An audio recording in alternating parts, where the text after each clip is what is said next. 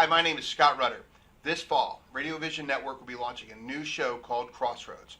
Crossroads is where we're going to discuss the intersection between business and politics. You know, the government impacts us on a daily basis, whether it's the air we breathe, the water we drink, or the food we eat. They come up with new ideas, new policies, all well intended, I'm sure, but sometimes they have a very negative impact on businesses. So to have this discussion, we're going to be interviewing and receiving commentary from political leaders, business leaders, consumers, and people that are trying to influence the process. To kick this off, we had a special guest, Christina Renna. She's the Vice President of Chamber of Commerce of Southern New Jersey. We have a few clips we'd like you to watch. Hope you enjoy it.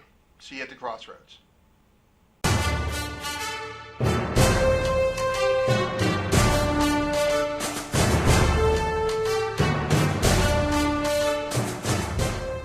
Crossroads is where we're going to talk about the intersection between business and politics. And today we are joined by Christina Renna. Christina is the Vice President over at the Chamber of Commerce of Southern New Jersey. And Christina, tell us a little bit about the Chamber. Well, our chamber is the largest regional chamber in the South Jersey region. We encompass the 7 most southern counties of New Jersey, so Burlington County all the way down to Cape May and Atlantic County. Businesses of all shapes and sizes. We call the casinos our members, we call hospitals and institutions of higher education our members, but also 85% of our businesses are actually small businesses. Right. So a really nice mixture of larger institutions, larger businesses, mid-sized businesses, and also small businesses. And it's the small businesses really the backbone of our economy, right? Absolutely, that's Right. absolutely right. Right, well, it's good. It's a good segue because what we wanted to talk about today is a little bit about New Jersey's economy, some of the challenges that we see ahead, some of the ballot initiatives we're seeing coming up in November, and but I wanted to talk about a little bit about the Economic Opportunity Act. So that's about 2 years right now that's been operational, and I know that Camden is reaping the benefits of it. Tell us how it's going. So the Economic Opportunity Act of 2013 was really championed by now Congressman Norcross, Assemblyman Singleton, Majority Leader Lou Greenwald, and those folks got together and really focused, as you said, on Camden and created a tax incentive program for larger companies to be attracted to Camden. And as what we're seeing as a result is truly a renaissance happening in Camden. Absolutely. We're seeing companies like Subaru move in. You know, L3 Communications has been there, Lockheed Martin, 76ers. Yeah, I saw that. That's great. That's exciting. The Philadelphia 76ers are actually going to be housed in Camden, New Jersey, which is interesting. But this is all as a result of this great piece of legislation that was passed that does provide tax incentives and credits to corporations to move into Camden. And on the back end of that, the businesses have to hold up their end of the bargain, which means they have to employ X amount of people and create X amount of investment and other terms such as those. No, absolutely. I've seen it firsthand. I've been there for council meetings, you know, part of my other job and what I do, but I've been there most recently for the Zach Brown Band concert. Well, there you go. It's amazing to see just the whole community. It's sort of the Renaissance, so to speak. You see the construction going on and people enjoying the downtown area, and that's really cool. That's really great to see. It's truly transformational what's happening in Camden, and they have a great leader in Mayor Dana Red as well. well. Wow, absolutely. And so, you know, it's a great segue to start with because that's actually some good news and very good news happening here in South Jersey. Yeah, and that's that crossroads of business and politics, right? So that's what we're kind of talking about because, you know, businesses, they typically want, you know, government to get out of the way, right? But sometimes, you know, the government can be there as provide an incentive.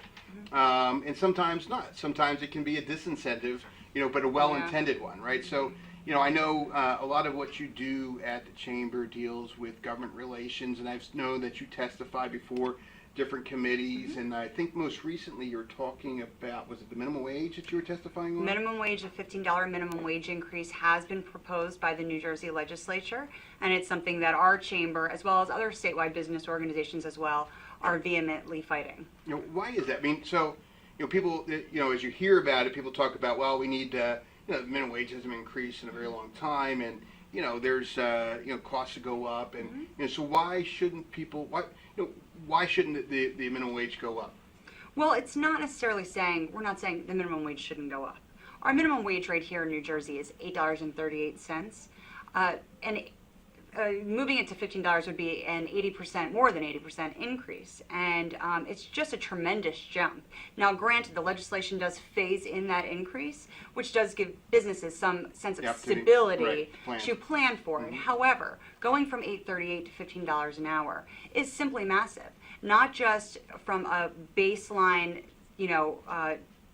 numbers, dollars and cents point, but also when you have, now you're paying your minimum wage employees $15 an hour, think of the ripple effect that has throughout your company. The people that were previously making $15 an hour, well, now they're going to want more than $15 an hour because your entry level employees are making $15 an hour.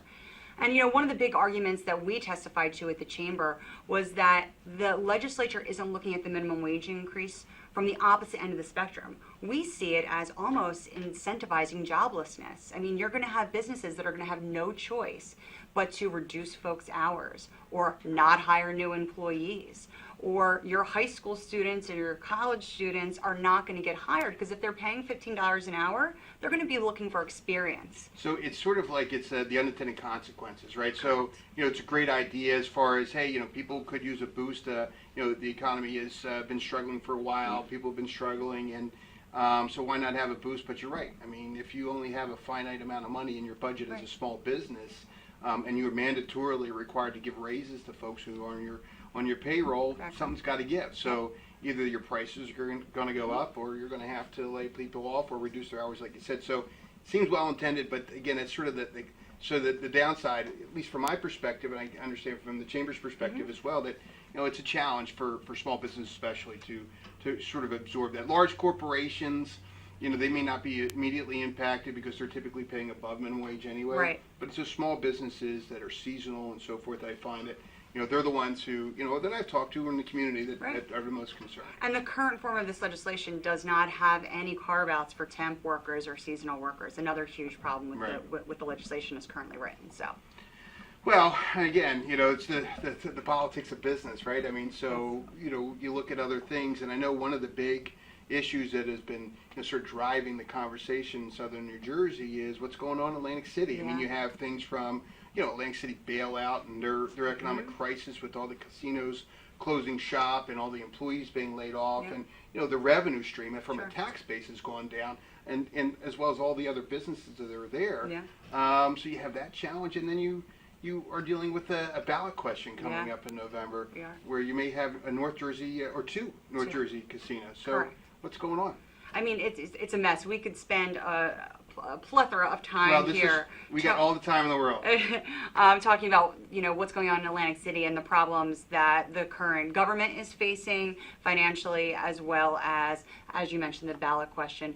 We'll just leave it here. The legislature was able to get together and find a compromise piece of legislation that some people don't like using the word takeover, but there is essentially a state takeover that has now been put in place, as well as a pilot legislation, payment in lieu of taxes legislation that have both been worked together by the legislature. Compromise has been reached, and the governor has signed that. That is big progress because we wasted weeks and weeks with this sort of back and forth between the legislature, and it sort of unfortunately became a lot of a regional conversation. This north-south kind of infighting that no one wants to see. It's not good for anyone in the state.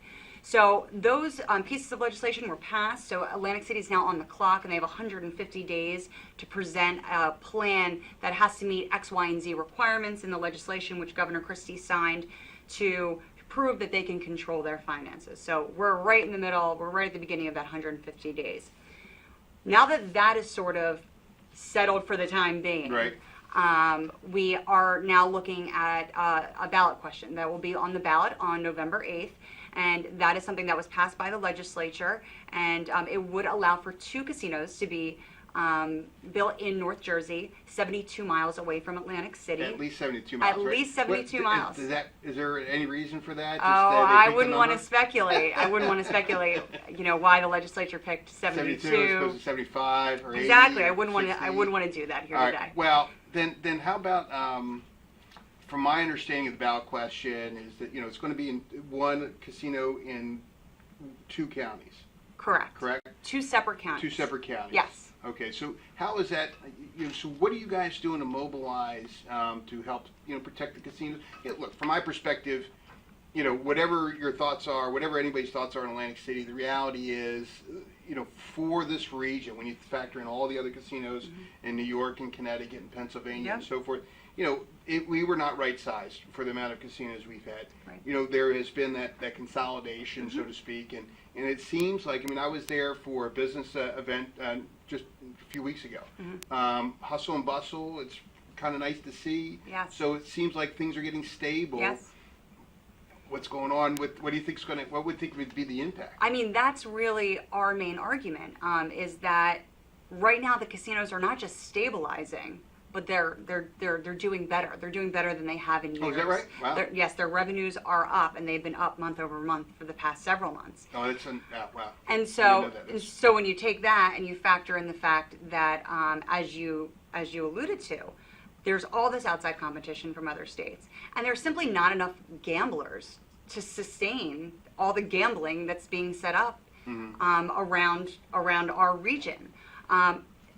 Our percentage in Atlantic City of gamblers come from North Jersey and certain areas of New York. Right. And if 2 North Jersey casinos are built, those folks aren't going to drive down to Atlantic City anymore. That momentum's totally going to be gone. Because we aren't just talking about putting in slot machines or small casinos, slots.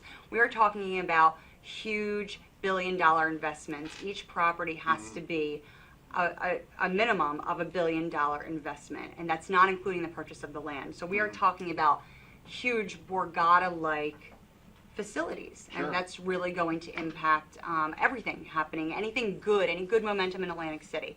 So our organization has been involved, and our fearless leader at the Chamber, Deborah DiLorenzo, who's president and CEO of the Chamber, has been asked to head as chairwoman the No North Jersey Casino Coalition. It's a grassroots movement that we are working on to really energize the base of voters to vote no on November 8th against this ballot question, to say no to North Jersey casinos. And in relation to that, not only is this a grassroots effort, but we've also partnered with folks who have commissioned a 114-page economic impact analysis on what is going to happen, not just to Atlantic City, but the entire South Jersey region. So give us a snapshot of that. What's going to happen? Well, no good news. The predictions are that if 2 North Jersey casinos open, 3 to 5 casinos in North Jersey are going to close, and in Atlantic City are going to close. What is that going to do for our region? Talk about the joblessness. We already have the highest unemployment in the state down in our furthest sections of South Jersey. So we've already dealt with casino closures. We're already losing money in vendor sales. What would be the time? So assuming it's on the ballot. Well, it is. It's on the ballot. It's on the ballot. Yes. So if the voters decide to support the North Jersey casinos, which I got to tell you, and I love Deborah because she's phenomenal, and if anybody's going to win this effort, it's going to be her leading that charge.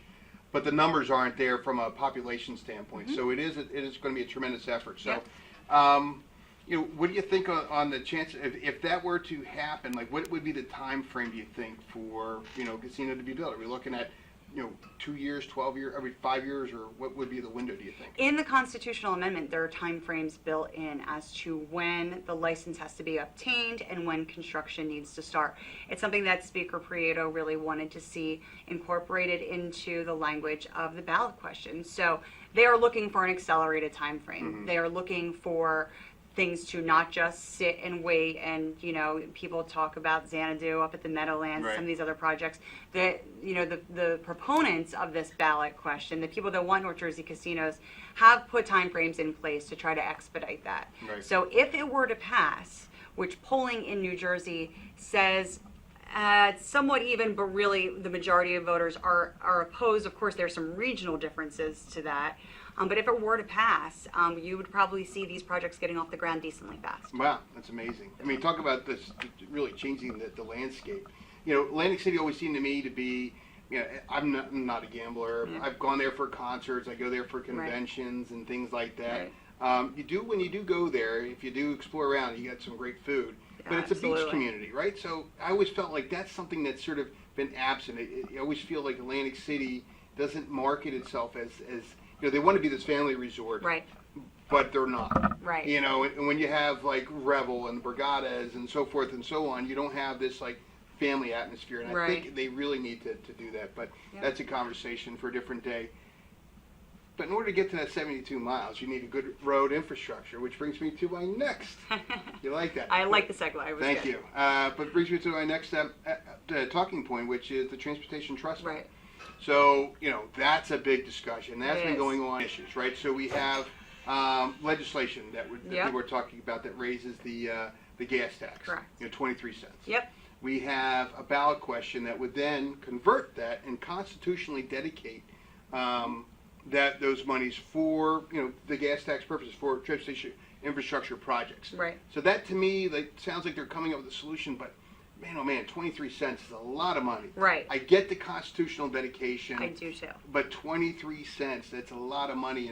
And businesses that have logistics, so they're bringing, maybe they're a bakery or a caterer or whatever, they have folks on the road and they spend all this money for gas. It's a very expensive part of anybody's budget. What are you hearing from your businesses? Well, I'll say this much. Again, not to make everything a regional issue, but this sort of is a regional issue because down here in South Jersey, we don't have public transportation like we have in North Jersey. It's true. A gas tax increase that has been proposed it's tremendous. It's a huge tax increase, a 23-cent tax increase on top of our already 14.7-cent gas tax that we currently pay. And South Jerseyans, we make less money down here. We don't have public transportation like they do in North Jersey. Our South Jersey residents are really going to be getting hit hard with that huge of an increase. Now, the proposal that was presented yesterday, and it is a bipartisan solution, you had Republican Senator Oroho up there, you had Senator Sweeney and Senator Paul Sarlo, and you had Assembly Majority Leader Lou Greenwald up there, all putting together what they see as a fair and balanced proposal. The argument really is that large of a tax increase, I mean, the offsets are good, but are they equal and are they fair? And is that what Governor Christie always likes to say, tax fairness? Right. One of the proposals that they put forth, of course, and this is something that has been hotly debated over the past year or so, is the phase out of the estate tax. I don't think anyone disagrees that we need a phase out of the estate tax here in New Jersey. Tying it to TTF, okay, we're going to tie it to TTF. And then there's a list of other things that they are going to do. They're going to kind of sweeten the pot to make this tax increase less impactful. I think from a South Jersey perspective, I don't know that that's something that South Jersey residents are going to want to hear. Right. It's a tough sell because it is a tough sell. People don't understand, that's where, people will just get it from some other place in the budget or there's waste, fraud, and abuse. But reality is that budget that we have, I mean, it is as big as it is. Yep. A lot of it's already dedicated to programs that are constitutionally mandated. Right. So there are other obligations that sort of suck up that money. I've always, just from a policy perspective, whether I was a staff person or as a former lawmaker myself, have supported a gas tax increase as a matter of necessity. Because it is unique, and there's also a benefit of, the fact that a significant portion of the taxpayers of the gas tax live out of state. Right. So they're passing through, or they're coming in for work or whatever. So it is one of those rare taxes that other people, other people other than New Jersey residents can pay for. I just find that 23 cents is going to be a hard sell. I think so too. But I think they're on the right track in trying to get that balance. Just having a compromise piece of legislation, not legislation yet, the bills haven't been introduced, but just having some framework is a step in the right direction. Hearing Governor Christie's remarks, he doesn't seem too fond of it yet. We'll see how that shakes out. From an organization standpoint, from the chamber standpoint, we're going to take a very hard look at it before we decide to put our support behind it. I do think those bills are going to come up very quickly. I think they're going to be up probably in the next week or so. I think so too. My time frame to get an answer on what we are doing as far as that plan is concerned is short. So the pressure's on. The pressure is on. And there's a lot of other things going on too, right? So pension payments and constitutionally dedicating them. Yes. I mean, look, there's a fairness, absolutely. Teachers and public employees and police officers, first responders, they have this anticipation. They go into the workforce, they do their job, and they're promised that at the end of the day, when they're ready to retire, that there's going to be this pension there for them. that's not always been the case with regard to people funding. And we go back into the 90s when we really shifted on how we funded it, and it was not the public employees' fault that it shifted. Absolutely. But here we are today. Here we are. And it is what it is, right? So we're dramatically underfunded. We are one of the worst rated funds actually in the United States. Yes. There needs to be something dramatic happen, but my concern, personally from a policy perspective is when you constitutionally dedicate anything, you can't undo it. Right. So when it's something where you're constitutionally dedicating, like we were just talking about, like the gas tax. Right. That's something where it's going to go right for the infrastructure. Right. Everybody understands Makes sense. Makes sense. This one, I'm afraid that, where you're going to constitutionally require that this payment always be made, you're going to look at a worst case scenario, a Superstorm Sandy coming in, or something like that, where something dramatic is going to impact your budget. Yep. And you're not going to be able to address it. You're going to have no wiggle room there. So what are your guys thinking? What does the chamber think? I mean, we are adamantly opposed to Senate President Sweeney's proposal of these mandated pension payments. I mean, the hard facts of the matter is that there are approximately 800,000 public employees here in New Jersey, and we have millions of residents.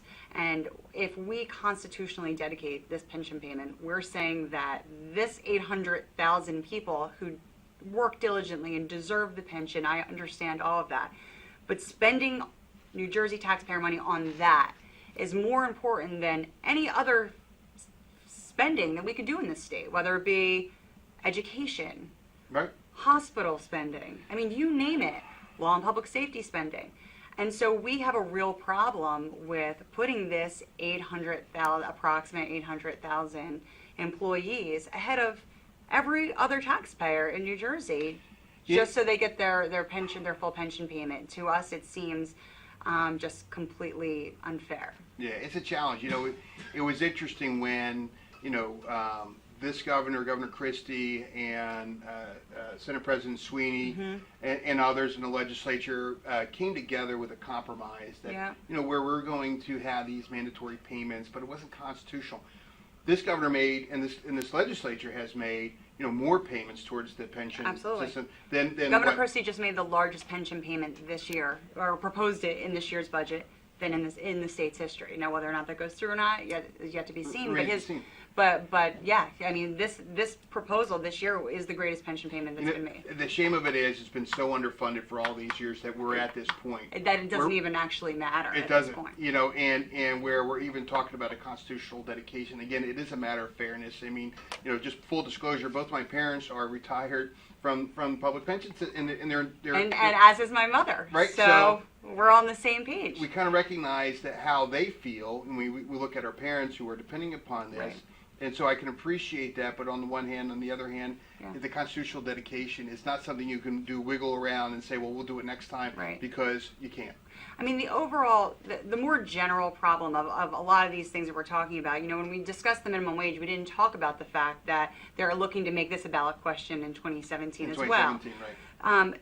What we are seeing in the legislature is this trend to circumvent a Republican governor who's not going to sign their legislation. We're seeing this trend of proposing constitutional amendments, getting them passed through the legislature, getting it on the ballot, and then getting these things passed right through that way.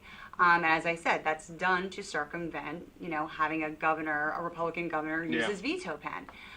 Now, to be fair and fully candid, the business community was fully supportive of a constitutional amendment to dedicate UI payments back in 2008 or 2009. That was a Senate President Sweeney-driven initiative as well. We were supportive of that. So that kind of goes hand in hand with the transportation dedication in our eyes. Right. That's why you want to make sure that if you're going to take out that tax, that it goes for that purpose. And it goes for that purpose. That makes sense. Same with transportation. Something like putting in our Constitution a $15 minimum wage. We've already obviously added the minimum wage to our Constitution, increasing it. Seems a little extreme. Constitutional dedication of pension payments certainly seems extreme. I can imagine there's too many other states that mess with the Constitution as often as New Jersey. It's the Constitution. You look at how many times we've adjusted the Constitution of the United States. It's extraordinarily rare. Right. But in New Jersey, it seems like at least every other year there's some constitutional amendment that's on the ballot. Yes. And I don't know if it's just the way that we're structured, but it seems like it's an overreach in some cases. Other cases it makes sense. So, but that's why it's up to the voters to decide. It's up to the people, and it's going to come down to how effective people's campaigns are on the education that we put out supporting there. and defeating That's exactly right. different things. So, well, this has been a great education. I really appreciate it, and I hope the folks here at Crossroads appreciate it as well. And well, thanks for being our guest. And thank you for having me. Thanks for having. It's been fun. Well, it has been fun, and this is actually our pilot. This is our first interview at Crossroads. Thank you very much for joining us, and I'll see you at the Crossroads.